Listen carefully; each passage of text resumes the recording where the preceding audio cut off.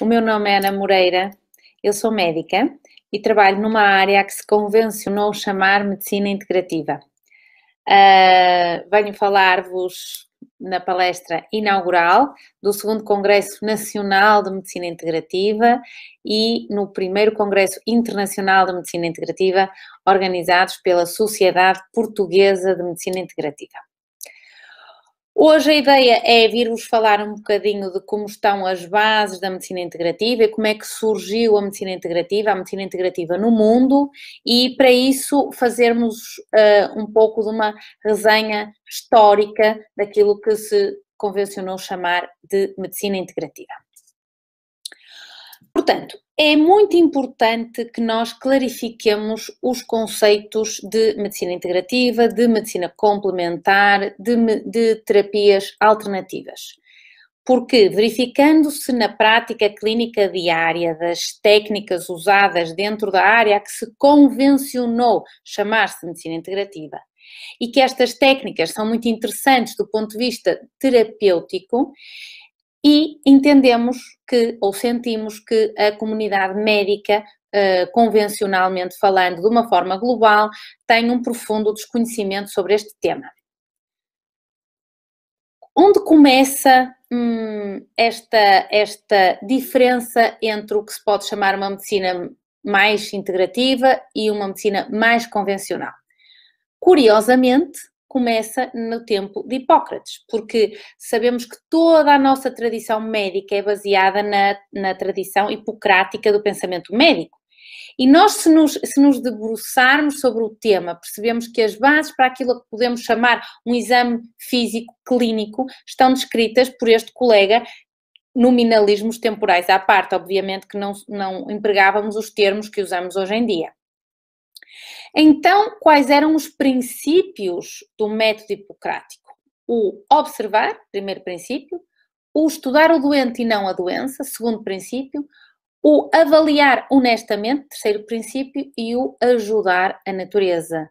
Compreende-se que temos que depois levar isto para aquilo que hoje em dia consideramos que sejam os termos que utilizamos em termos médicos.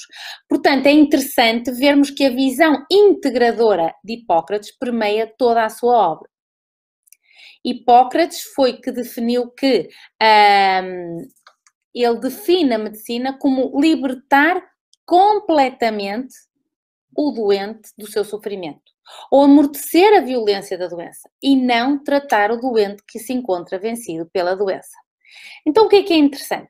É que a medicina mais convencional deriva da escola de Cnidos e a medicina mais integrativa deriva da escola de Cos, com uma maior abertura a novas ideias.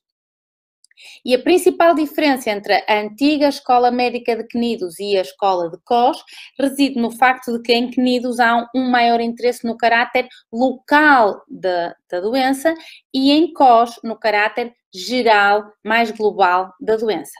Por outras palavras, podemos dizer que os médicos da escola de Cos estavam mais relacionados com a medicina geral, enquanto que os médicos da escola de Cnidos lidavam mais com as subespecialidades médicas.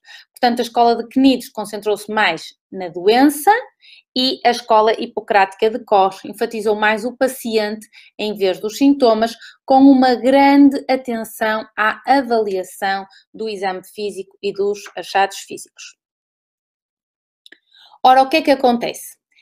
Dentro da história da medicina, a partir do momento em que a tecnologia começou a invadir os nossos currículos médicos, começa-se a prestar menos atenção ao paciente de uma forma global.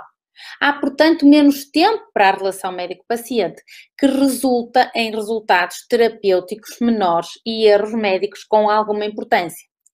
Segundo um artigo, por exemplo, do British Medical Journal, de 2016, nós somos alertados para que a terceira causa de morte nos Estados Unidos é o erro médico. E deste modo vai surgindo a necessidade sugerida pela Organização Mundial de Saúde a partir dos anos 70, que se deveriam introduzir as técnicas integrativas nos sistemas públicos de saúde de cada país. Portanto, Dada a necessidade da regulamentação desta matéria pelas respectivas ordens profissionais de cada país e dada a necessidade urgente de introdução nos respectivos programas curriculares de faculdades de medicina e de centros educacionais médicos reconhecidos, é crucial, na minha opinião e na opinião de quem trabalha nesta área, que se distinga, portanto, o termo medicina integrativa. E esta questão é muito mais importante quando a opinião pública confunde muito estes termos. Quando nós fazemos uma pesquisa rápida na PubMed, que, como sabem, é um motor de busca que utilizamos para falar com os pares, com a expressão Integrative Medicine, no título dos artigos aparecem mais de 1000 resultados. Ou seja, nós temos mais de 1000 artigos científicos indexados com a expressão Integrative Medicine no título do artigo. Mas quando pesquisamos Integrative Medicine em todos os campos do artigo científico, aparecem mais de 30.000 artigos. Aliás, existe um subconjunto do banco de dados Medline contendo somente os registros de medicina complementar. Mas quais são os princípios daquilo que nós podemos considerar ou chamar de medicina integrativa? Então, quando nós falamos dos princípios definitivos de medicina integrativa, sabemos que o paciente e o terapeuta integrativo são parceiros no processo de cura. Há uma corresponsabilização do paciente pelo seu processo terapêutico.